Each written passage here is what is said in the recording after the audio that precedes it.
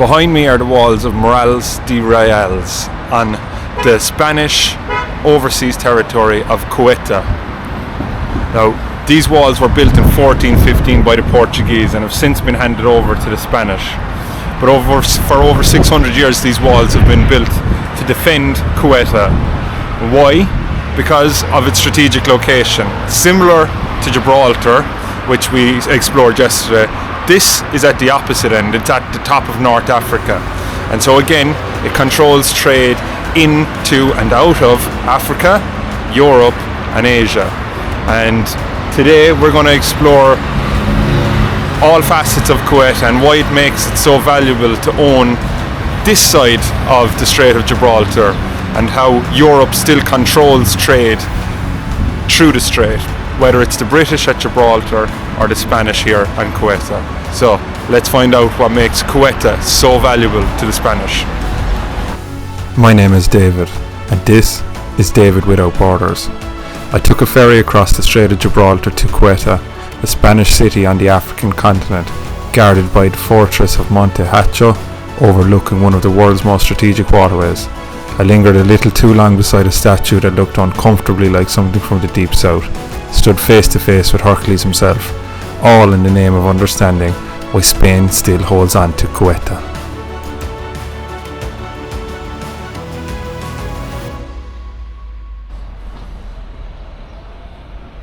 Okay, so I slept in this morning and I'm on the way to the Algeciras port. I should have been there about an hour and a half ago for the earlier one.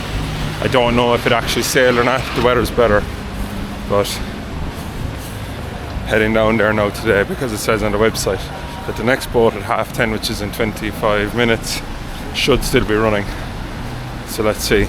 Now it also says that you should be there an hour before, but I think because of the amount I walked yesterday and how hungry I was, I just slept in. Yeah, let's see if we can get there in time.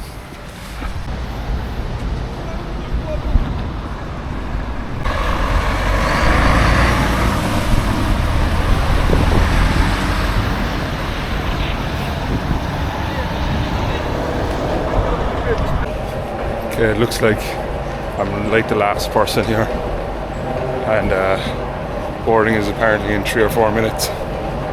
I don't know how much further I have to go. I think I can see the boat up there, so I should be there in time. Let's not try and cut it this tight again. I normally love being like really early for things. I don't like being on the edge of my seat trying to get places. But look, these are things you have to wrestle with when you're traveling on definitely a tight schedule and against the weather. So let's go.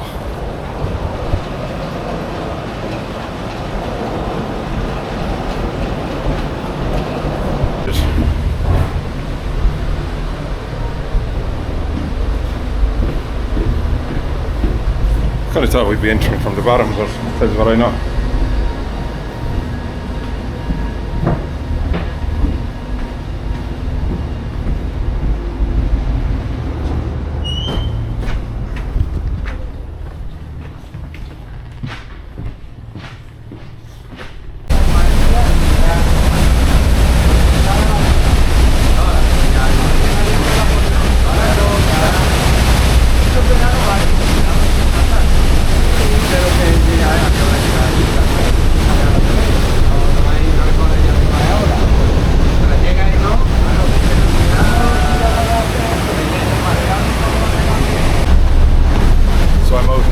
Here, as you can see,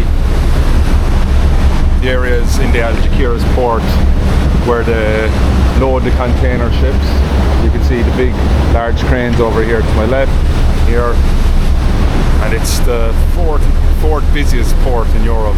Obviously it's at the south of Spain here and it connects North Africa to Europe, but yeah, you can just see so many cargo ships out here, and the Strait of Gibraltar is actually,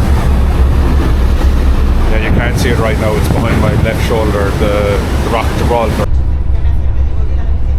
Atención por favor pasajeros con vehículos a bordo bajo gracias. Atención por favor, les informamos que la salida a pie se efectuará por la parte trasera del barco. Okay, so whatever she said, we are pulling into the port of Ceuta, Puerto del Ceuta. You can see the big Spanish flag here. It's easy to know what country owns this area. It's kind of like there's cargo ships out here again and more ferries. Certainly not as busy as Algeciras port, but I think that up there on the hill, that's called Monte Hacho, I think, and that's a military fortification, and hopefully we'll have time to get there today.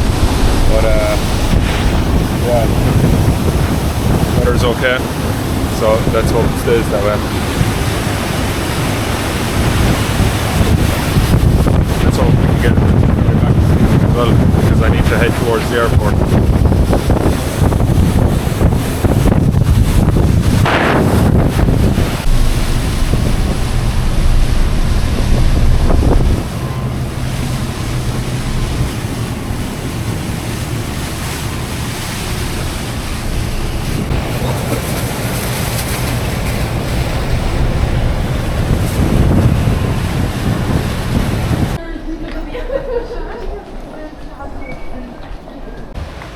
Okay, so I've arrived in the Puerto del Ceuta. Here is the port building, and you can see the mosaics and the actual Puerto del Ceuta logo there.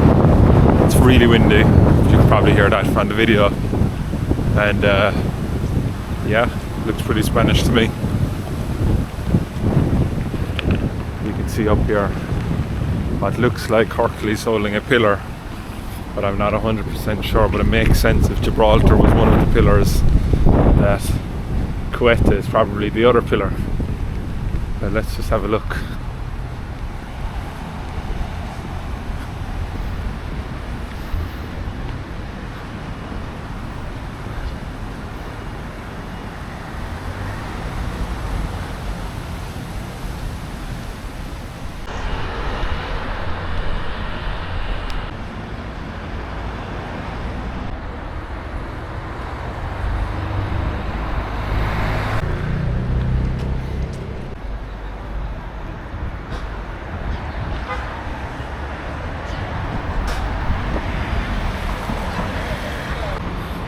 So you can see on the walls here just the absolute height of them. Look at this, the Murallas Reales. You can even see, oh cool, there's like a duck or something going after a fish. Cool, anyway, look at the height of the walls. So you can imagine just soldiers up at the top of this defending from oncoming tribes, or North African or Islamic tribes trying to storm and siege the castle and or the defensive walls, and they're very high, and there's obviously the water moat around it, which is another defensive mechanism. You're not going in there because you're not getting up the wall from there. You can imagine just more empires building on top of what was laid here in 1415. Over 600 years that wall has stood. Cool.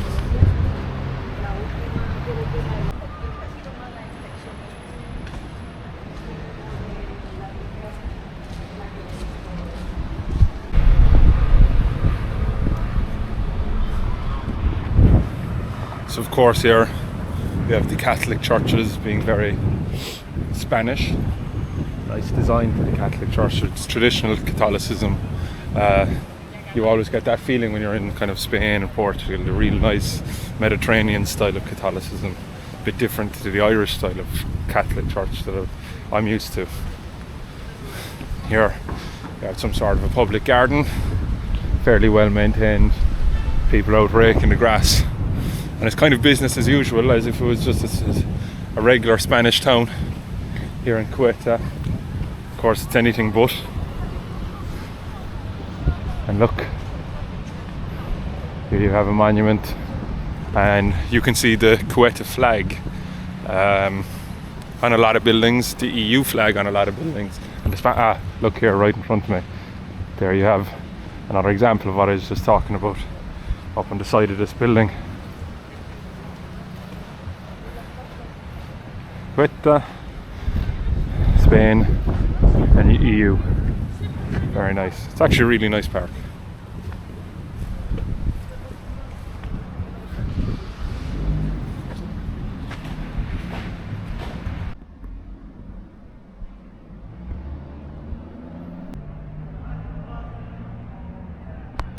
So just down here in front of me, you have like the private port.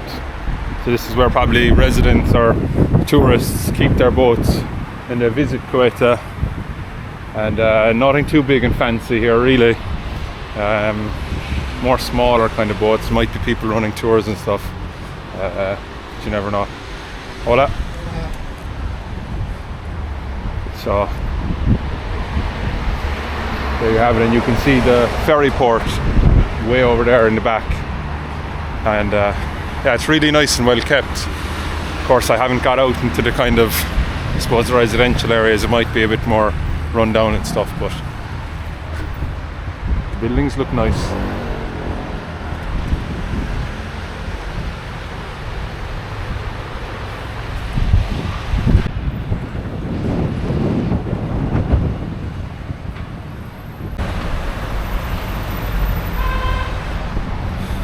So I'm on kind of an overpass here, and it looks to be business as usual in the city. But I think, from what I've read online, there seems to be a bit of a problem here with youth unemployment, and that a lot of the people that are employed by the city rely on public sector jobs. Now there is a lot of private sector shops and stuff here on like there's high street shops like Zara and stuff, but a lot of pressures, I suppose. Ceuta probably feels them more than most, especially when it comes to like humanitarian crises or increasing tensions between Morocco and Spain, because it is one of only two land borders between Europe and Africa, and I suppose they feel it most when that occurs, because you probably have an increase in illegal immigration and an increase in traffic trying to get over to Europe legally from Morocco. So they're kind of stuck at, I suppose, one of the larger flashpoints of where, or pressure point I suppose, not a flashpoint. But yeah, let's continue to explore.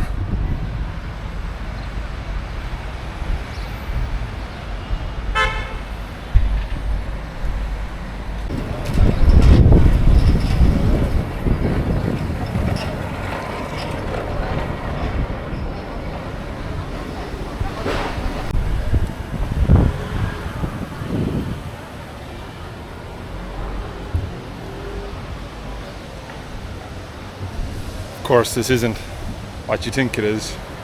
This is a religious festival here in Spain. It's not what everyone's thinking of, the KKK. It is a religious festival, but I think that they might have been inspired by the actual costumes that they wore here. But yeah, I suppose that wouldn't fly maybe in the USA as a statue, or maybe even other countries in Western Europe. But yeah, big religious festival here in Spain. A Catholic tradition, very traditional Catholic tradition here in Spain. Hola.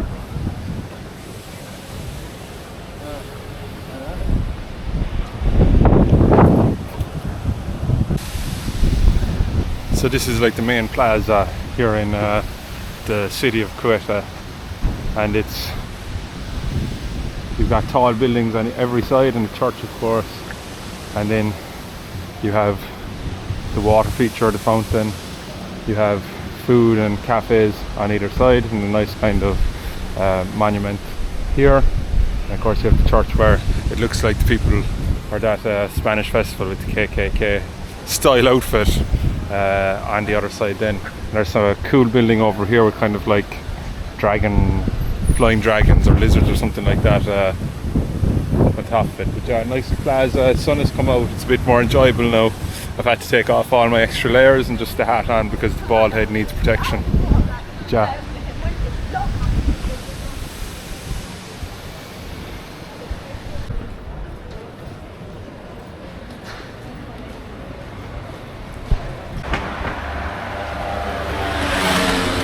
Look at this, so I'm starting to climb up a hill on another side of Ceuta, away from the town centre, And here you can see some old defensive walls again. So these aren't new, these are old defensive walls. And the actual city itself is almost like it's tiered. It's like there's layers up on top of each other, and each layer has a new defensive wall. And that's exactly what you need when you're defending from tribes and empires that want to take your piece of real estate or your piece of land. If one defense fails, you have another to fall back on and to retreat over and to begin again. And that's disheartening for the attacker, because they think that they've gotten over one of the defences, only to find that there's another standing there and there's another row of guards to take them down. Yeah, that's a newer wall. Onwards we go.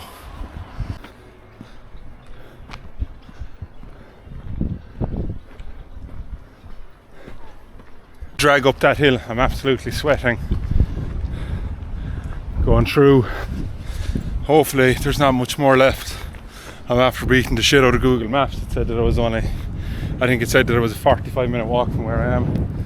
I think I'm after dropping it down to 35 minutes, which is maybe why I'm sweating so much, because it is all uphill. And I'll show you when we get to the top.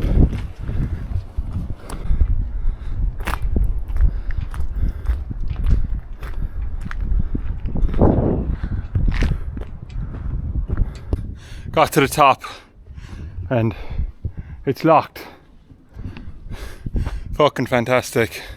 But let's go out the front and do a bit of a recce of where we are. This is clearly like some sort of a radio tower now, but yeah, this is the view from up here. As you can tell, I'm fairly puffed from walking up here. There's a good gradient coming up here. Look over my shoulder and down onto the town, or the city where I just came from.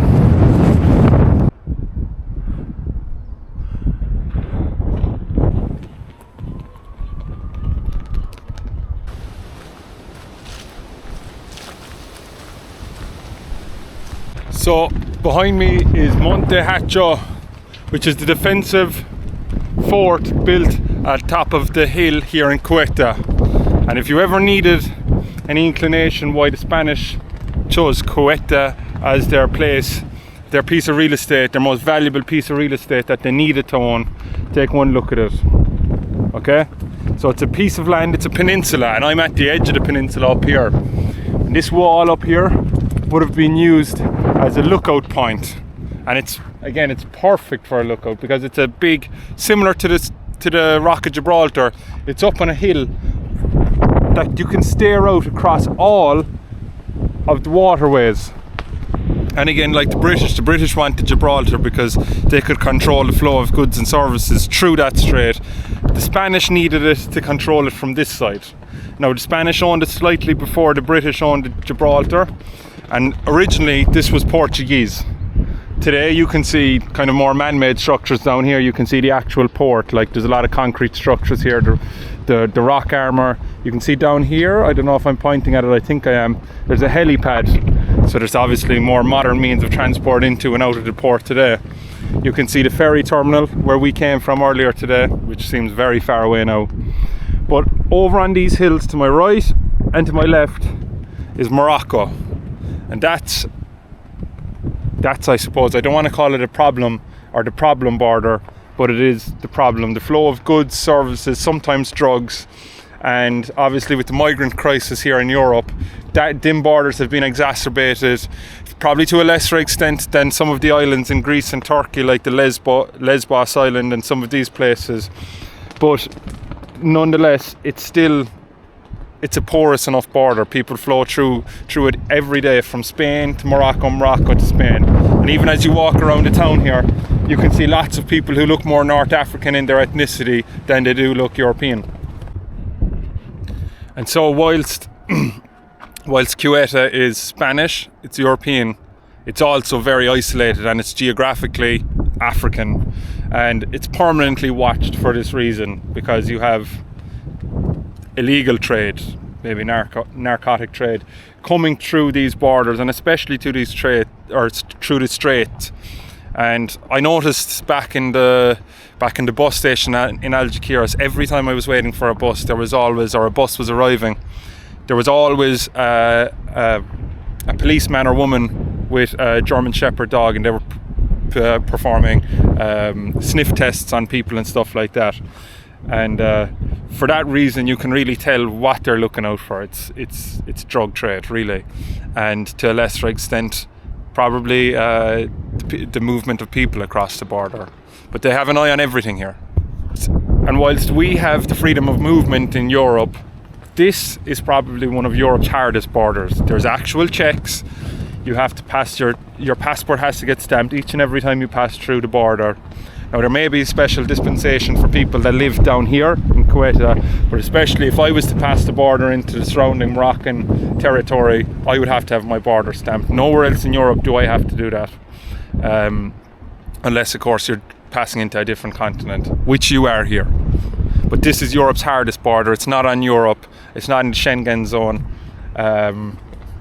What a fascinating piece of landmass, similar to my one in Gibraltar. You know, these places of strategy, they're so interesting, and the reasons why people wanted to control them back then are probably similar to why they want to control them or want to keep hold of them today.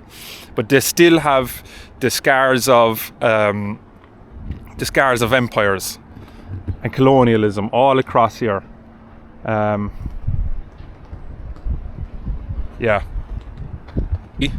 This piece of Europe is where the freedom of movement properly stops. And I'm going to leave you with a shot of Ceuta.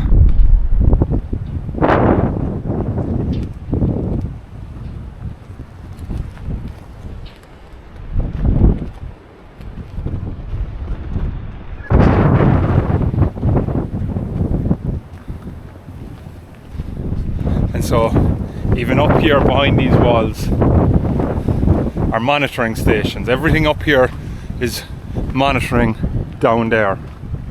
You see the lighting, but that's to light up the facade. But you can see surveillance cameras up on top. Now, they might be to surveil trespassers, but none the same. It's a heavily surveyed area. So I'm gonna head back down. So this person has actually broken glass put at the top of his wall, obviously to stop intruders coming over his fence.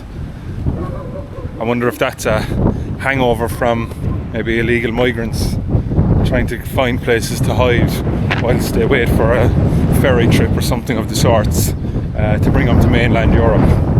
That could be just idle speculation, but nonetheless, it's kind of, I suppose it's the way maybe a lot of people around here think and have to think.